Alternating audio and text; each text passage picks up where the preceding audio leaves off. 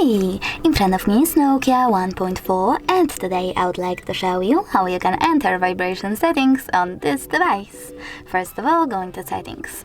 Now you need to choose sound over here and then click on vibrate vocals. Over here select one of those options for your incoming calls. Never vibrate, always vibrate, or vibrate first then ring gradually.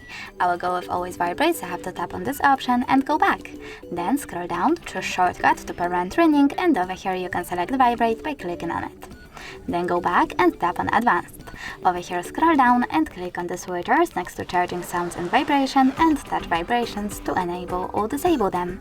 Thanks so much for watching. If you enjoyed this video, smash that like button, comment and subscribe. Bye!